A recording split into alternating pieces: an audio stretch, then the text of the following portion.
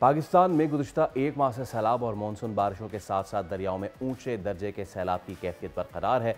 अब भारत की जानिब से दरिया चनाब में फिर से 8 लाख क्यूसेक पानी बगैर इत्तला छोड़ा गया है, जिसके बायस पंजाब हेड मराला के मुकाम पर बड़े सैलाब का खदशा पैदा हो गया है।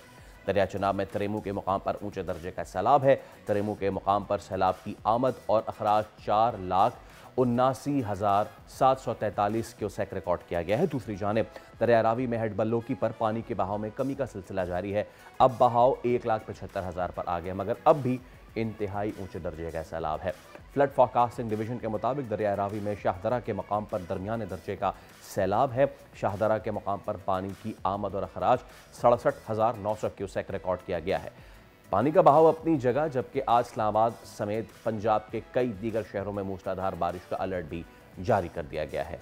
अब ज़रा हमारी एंकर पर्सन है बतूल राजपूत, और वो भी इन मुख्तलिफ इलाकों में गई, उन्होंने मुख्तलिफ इलाकों का दौरा किया है। तो going straight to you, coming straight to you Batool, thank you so much for your time. So Batool, you have been there, हमने आपको देखा, आप कश्तियों में भी सवार रही, आपने जाके लोगों के वहाँ जो मुतासरीन हैं उनके इंटरव्यूज़ किए। प्रेपरेशन, करंट सिचुएशन और पोस्ट फ्लड सिचुएशन जो है उसके हवाले से हुकूमती इक़दामात को कैसा आपने पाया? जी बहुत शुक्रिया। अभी तक तो हम फ्लड से बाहर नहीं निकले, तो इसलिए ये एक्सपेक्ट करना कि बाद में गवर्नमेंट क्या करेगी ये तो देखना होगा, लेकिन उसे क्या करना चाहिए इस पर हम ज़रूर बात कर सकते हैं। हमने कसूर के एरिया में काम किया, बड़ा फार फ्लंग एरिया है, बहुत बड़ा उसका पोर्शन था जो ज़ेरे आब था, सबमर्ज था। लेकिन वहाँ पे देखिए, जब 2 दिन की वार्निंग भारत की तरफ से दी गई कि 2 दिन के अंदर पानी आएगा, तो उसमें हम पूरी तरह पाकिस्तान की एडमिनिस्ट्रेशन को कसूरवार नहीं ठहरा सकते। एक बड़ा फैक्टर है कि जब भारत ने दर्जनों डैम्स बनाया पिछले कुछ अरसे में, क्या भारत को इस बात का एहसास नहीं था कि अगर फॉर एनी रीज़न उसके डैम्स स्पिल कर जाएं तो उसके क्या इक़दामात होनी चाहिए। भारत ने भी 11 आवर तक इंतज़ार किया, और जब पानी उनके कंट्रोल से बाहर हुआ, ज़्यादा बारिशों की वजह से भी, तो उन्होंने उस पानी को रिलीज़ कर दिया। अगर भारत ग्रेजुअली पानी रिलीज़ करता या इस हवाले से पाकिस्तान के साथ दोनों ममालिक की कोई कोऑर्डिनेशन होती, तो डेफिनेटली कुछ और हो सकता था।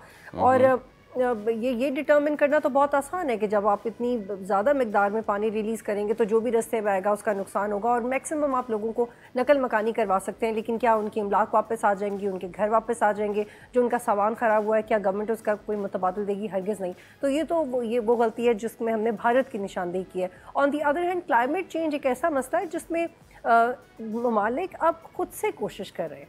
अब पाकिस्तान अगर ज़्यादा दूर नहीं जाए तो 2010 के फ्लड्स के बाद क्लाइमेट चेंज पे डिबेट हो रही थी।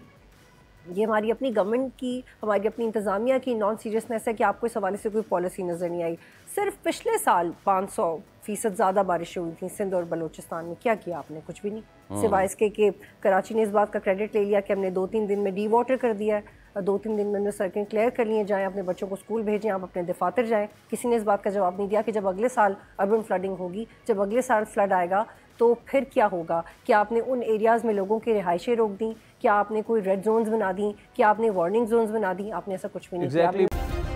सब्सक्राइब करें और बेल दबाएं ताकि कोई खबर रह न जाए।